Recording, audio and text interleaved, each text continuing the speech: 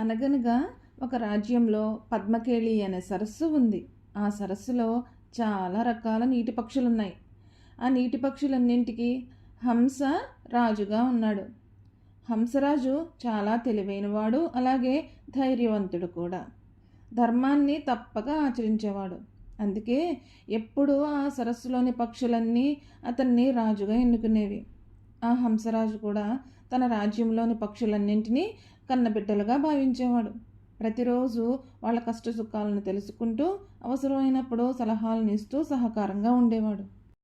హంసరాజు మంచితనానికి ఆ సరస్సులో నివసించే పక్షులు గౌరవ మర్యాదలు ఇస్తూ అతని మాటలు జవదాటకుండా పిల్ల పాపలతో ఆనందంగా జీవిస్తుండేవి. అసలు ఈ సృష్టిలో హంసలకు మాత్రమే ఒక గొప్ప శక్తి ఉంది. సగం పాలు సగం నీళ్లు కలిపి హంస నోటికి అందిస్తే పాలను మాత్రమే తాగి నీళ్లను వదిలేయగల శక్తి హంసలకు దేవుడు ఇచ్చిన గొప్ప వరం.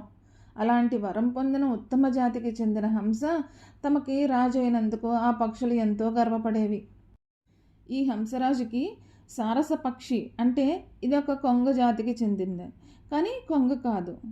ఈ సారస పక్షి హంసరాజుకి మంత్రిగా ఉంది. చాలా తెలివైంది.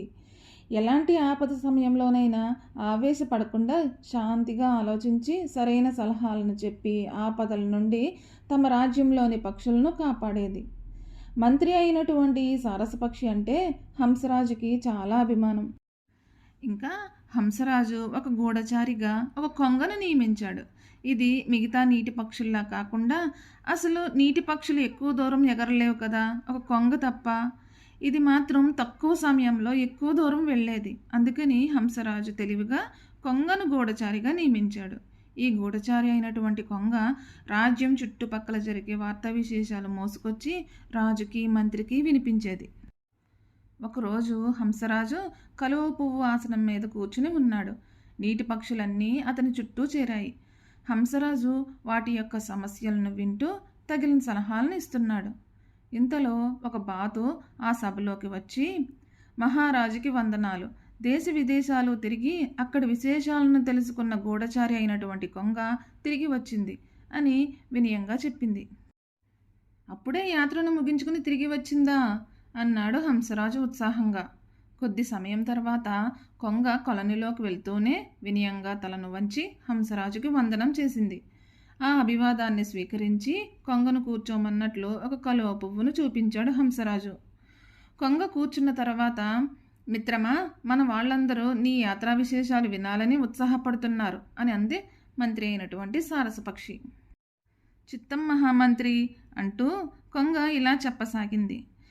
నేను ఎన్నో రాజ్యాలు తిరిగి చూశాను. హిమాలయ పర్వత శిఖరాల్లో ఉన్న మానస సరోవరంలో స్నానం చేశాను. అమరనాథ్ ఆలయంలో శివుని దర్శనం చేసుకున్నాను.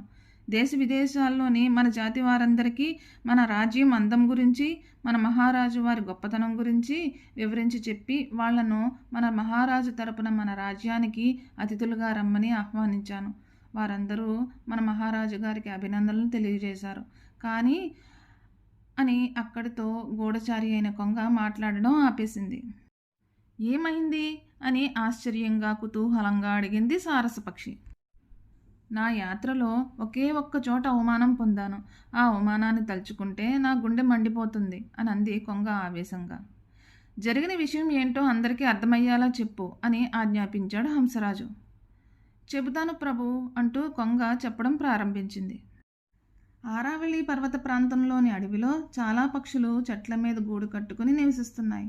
కాకులు మొదలుకొని గ్రద్దల వరకు ఆ చెట్ల మీద గుంపులు గుంపులుగా జీవిస్తున్నాయి.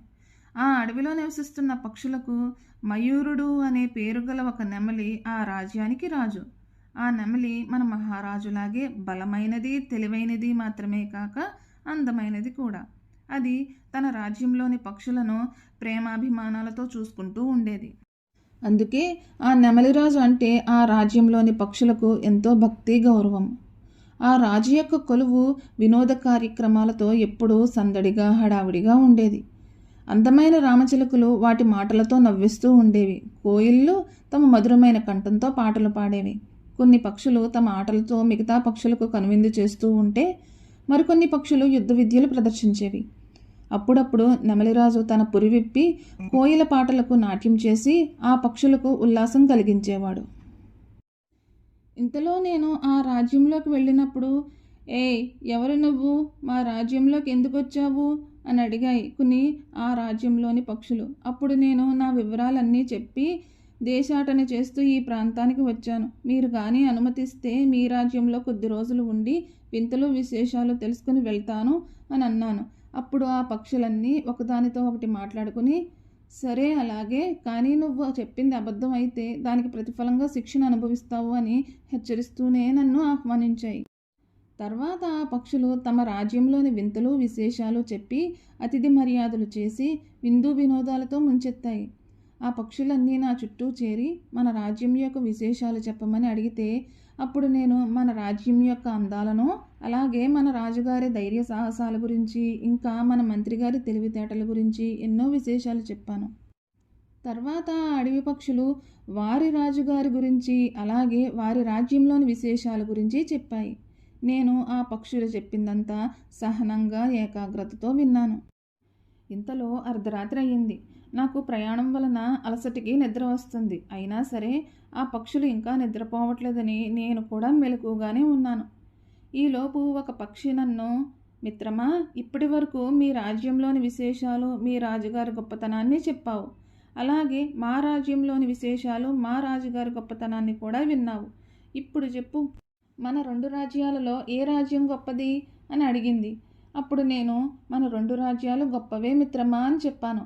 అప్పుడు లేదు లేదు, ఏదో ఒకటి మాత్రమే చెప్పాలి అని బలవంతం చేయడంతో నేను మన రాజ్యం గొప్పదని చెప్పాను. ఎందుకంటే వారి రాజ్యం ఒక పక్క రాళ్లతోనూ మరో పక్క చెట్లతోనూ నిండి ఉన్న రాజ్యం. మనది మానస సరోవరాన్ని తలపించేలా ఉంటుంది. అలాగే వారి రాజ్యంలో వెన్నెల కూడా చీకటిగా ఉంటుంది. అదే మన రాజ్యంలో వెన్నెల కూడా ఎంతో కాంతివంతంగా కనిపిస్తుంది. ఇంకా మన మహారాజు కష్టసుఖాలను తెలుసుకుని సలహా ఇస్తారు. కానీ వాళ్ళ మహారాజు విందు వినోదాలతో కాలక్షేపం చేస్తారు. మన రాజ్యం స్వర్గాన్ని తలపిస్తుంది అని చెప్పగానే కోపంతో ఆ అడవి పక్షులన్నీ నా చుట్టూ చేరి నా మీద దాడి చేశాయి. వాటికి ఎదురు తిరిగి పోరాడి ఒంటి నిండా గాయాలతో కింద పడిపోవడంతో నన్ను బంధించి వారి రాజుగారి ఎదురుగా నిలబెట్టాయి. అప్పుడు మొత్తం జరిగిన సంఘటనంతా ఆ నెమలిరాజుకి వివరించి చెప్పాను. ఆ నెమలిరాజు ఆలోచించి మంత్రిగారిని పిలిచి వారిద్దరూ కొద్దిసేపు చర్చించుకున్న తర్వాత ఇలా అన్నారు. భటులారా, అతిథిని విడిచిపెట్టండి. నిజం చెప్పాలంటే మన అతిథి అయిన కొంగ చెప్పిన దానిలో పొరపాటు ఏదీ లేదనిపిస్తోంది. ఎందుకంటే వినోదం కంటే బాధ్యతలు ముఖ్యం. అలాగే విహారాల కంటే ముందు కష్టసుఖాలను తెలుసుకుని వారిని సరైన దారిలో పెట్టడం ముఖ్యం కనుక ఈ కొంగను విడిచిపెట్టండి అంటూ ఆ రాజు ఆజ్ఞ వేయగా నేను విముక్తున్నయ్యాను. ఆ నెమలిరాజుకి కృతజ్ఞతలు చెప్పి మన రాజ్యానికి పయనమయ్యాను అంటూ అక్కడి విశేషాల గురించి కొంగ చెప్తూ ఉండగా అక్కడున్న నీటి పక్షులన్నీ హంసరాజుతో సహా శ్రద్ధగా వింటున్నాయి. తర్వాత హంసరాజు కొంగను మెచ్చుకుని బహుమానం ఇచ్చి సెలవు తీసుకోమన్నాడు.